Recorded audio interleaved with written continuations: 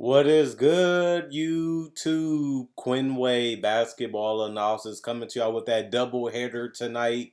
We're gonna talk about the Rookie of the Year winner and the All Rookie first and second teams. Obviously, we all thought Lamelo Ball was gonna be Rookie of the Year. Even I had him as my Rookie of the Year, and he did win that award. Not only that, he was able to get all rookie first team, which comes along with it. With him was joined by Anthony Edwards, the number one pick in the draft. Then you had Sadiq Bey, who was a solid player all season for the Pistons, had a better shooting season than we thought. Tyrese Halliburton, to me, was the third best rookie this season, so he should be on this list for first team. And then Jayshawn Tate had an underrated, unpredictable season, as a lot of people knew he could play, he could contribute. We just didn't think he can start and make, shots as well as he did. He didn't have the greatest rookie season ever, but he did show that he can be a solid, reliable player, even if it's coming off the bench with a better supporting cast. Depending on what the Rockets do in free agency. All rookie second team will be Desmond Bain, Isaac Okoro, Emmanuel Quickly, Isaiah Stewart, and Patrick Williams. All these guys are pretty good and had some type of contribution to the teams that they played on as starters, or just being able to play a lot of minutes, so they was able to rack up enough stats to be able to make this team. Cole Anthony obviously was one of the better rookies, was able to come in, help them out when Markel Fultz went down. Not only that, was able to hit a couple game winners for them this season. Definitely deserves some credit as being one of the solid rookies. Didn't have the most efficient season, didn't have the most consistent season, and it's mainly because he had to, change his role throughout the season and battle some injuries. But I'm proud of a lot of these guys. A lot of these guys really showed that this deep, this draft could be deep. We all thought it would be a lot of role players. We all thought that a lot of these players could be great complementary players, and that's what we got. Even when you look at Tyrese Halliburton, he doesn't look like a superstar. He didn't play like a superstar, but he did contribute to winning basketball. Even though the Sacramento Kings have the best record, he was able to hit big shots, make big plays, and help them out. And people didn't know, can he play with a team like the Kings that already have a guy like De'Aaron Fox, who they invested a lot of money in, and has shown that he can be a star in an all-star caliber player in this league. And it worked. Him, Buddy Hield, and Fox all was able to play together on and off the court, and they was all able to coexist. And it looks pretty good if they can add a couple more pieces to be more dangerous in the Western Conference. On top of that, you look at Patrick Williams. This was a guy that people thought had high upside, and Arthur Porter Jr. was right in his way. They moved him and put more responsibility, asked more of him, and he responded with having a solid rookie season. Not the greatest, not the most amazing, but he has showed his potential. He showed his upside, and he showed that he can be possibly a good fit with Zach LaVine and Vucevic down there in Chicago, and that's pretty valuable considering that you got a guy that can actually be a starter, which you do want in the first round and in the lottery, and they most likely have that with Patrick Williams. If he can shoot the three ball better and also play better as a scorer in the future, not now. Obviously, he showed upside in those things in college, and he showed that he can possibly do it at the NBA level. He just has to be more efficient, more effective, and grow his role, with this team. And they already showing that they believe in him, they trust in him by starting him, giving him minutes, giving him opportunities, and he showed that he can be something special in the future. You even look at guys like Jayshawn Tate that came out of nowhere. We knew he could play. We knew that he can be a solid player, but to be a starter and actually produce and actually be some type of difference maker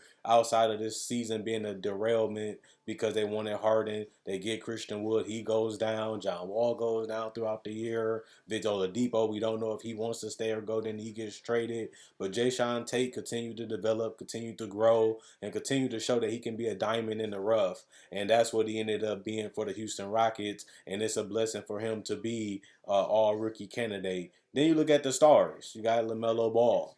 a guy that showed that he could be a franchise-altering player, a pillar to a great team, and the Charlotte Hornets ended up being that. They was in the playoff picture for basically the entire year, and they fell out at the last minute. But they didn't have Gordon Hayward, and Lamelo Ball did miss over 20 games, but he did show his all-around game, being able to score as a spot-up shooter, being able to be a maestro in transition, being a great rebounder for his position, and being a great playmaker. Always looking to find his teammates, always looking to find ways to keep the defense honest and guessing what he's going to do next. But he also showed that he can score at the NBA level, being able to be a better three-point shooter than we thought, having smarter shot selection, having smarter passes as the season going on, and became a better defender than we thought that he would be, as he didn't really show that overseas in high school, but he showed it at the best time, which is the time that you take him as a lottery pick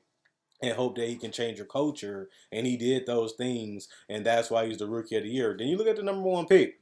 Anthony Edwards was absolutely fantastic for his team that's still growing, still developing, still trying to find who they are, trying to find their identity as they change their coach, and trying to figure out, is this Towns team? Do we want to build with him in Anthony Edwards? And what pieces do we need to balance it out if we want to keep both of these guys happy? Towns showed that he didn't care with Anthony Edwards taking a lot of shots. He was able to let him grow. He was able to let him, mature. And we've seen Anthony Edwards put it together, coming off the bench, becoming a starter, and becoming a good rebounder, becoming a better shot maker, becoming a better playmaker, becoming a better scorer, and showing it more consistently from the middle part of the season to the end, and was able to show growth and development throughout the entire year and show that superstar potential that we seen. And the reason why he was selected number one, we was able to see the 20 and a 30 and a 40-point games,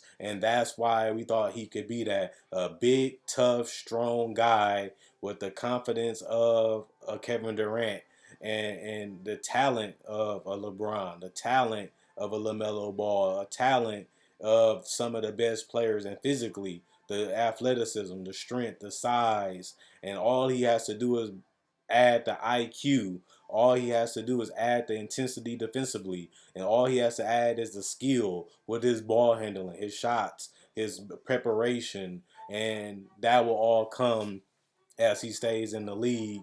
And the way he's been working, I see the improvements, I see the growth, and that's why I'm proud of him too. Even though he didn't win Rookie of the Year, he won a lot of guys over that thought that he would be a streaky guy. He still was throughout the season, but he showed that he can be a lot more than that. And he was only a 19-year-old rookie when he finished the year, and he had an excellent season when you put that into consideration. Isaiah Stewart was pretty solid, was a motor guy, put a lot of effort and energy and rebounding and being around the paint.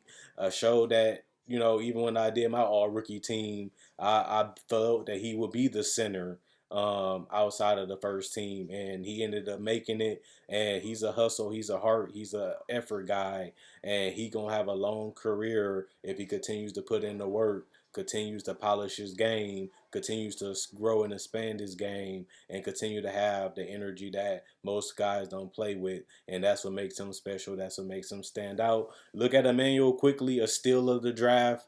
A lot of people thought that he could be solid. He was able to be a consistent contributor for this Knicks team, giving them shot creation, giving them three-point shooting, giving them the floater in the finishing game, giving them a guy that can make tough shots when the shot clock is low. They got an absolute gem, because even though he may not be a starter, he can be a starter in the future if you need him to be, but he also can be a guy that can make a difference in the future too, coming off your bench. And to get a solid rotation player that has upside is something special, and that's something that they got with Emmanuel quickly. You look at Desmond Bain. This guy was an excellent marksman. We knew what he could be about when he got drafted. Everybody said, watch out for that guy, look out for that guy. And now we're looking at him at the All NBA second team, showing his shooting ability, showing that he can play within the system. He can contribute in the role. And if you need him to do a little bit more, he can do it from time to time.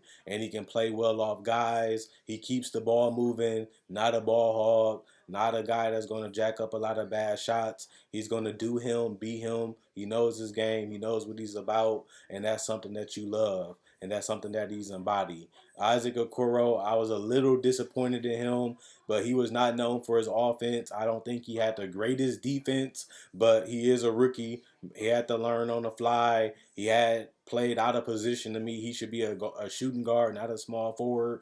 Too short, too skinny to be playing that position. But for him to be all NBA second team for the rookies, that's a huge accomplishment for him, as he is a guy that has upside. He is going to be a big piece of this team moving forward. And at the end of the day, it's going to be interesting to see, will he just be a 3 and D guy in the future, or can he become an all-around type of scorer, or will he just settle in as an Andre Robertson, Matisse Thybulle, effort, energy, and hustle defender that his defense exceeds his offense, and that's what keeps him on the court and can make him a valuable starter, just because he's just that much of a difference maker on that end of the court. It's going to be interesting to see what Isaac Okoro is and what he becomes in the future, but he's an interesting prospect to me, in my personal opinion. And then obviously the last guy I wanted to talk about was Sadiq Bey, a guy that was known for being a hybrid. He can be a guard, he can be a forward, he can play the forward because he can rebound, he can space the floor, he's mobile, he's athletic, and he's a guy that has a big body. And he was able to show his versatility for the Detroit Pistons, and for them to get him in the middle of the draft and actually be a quality NBA player that can contribute from day one is something that the Pistons needed, as we didn't really know where they was going with Killian Hayes, who didn't even make this list. He was a top 7 pick. But at least they got Sadiq Bey that can complement their role players, that can complement guys like Killian in the future, and can also play multiple roles and be able to be versatile with the lineups you can throw out there, kind of like what the Clippers do. The Pistons can do that too with Grant and some of the guys that they have, and that gives them uniqueness, that gives them a different type of style, and that's because Sadiq Bey can play and do multiple things on the court.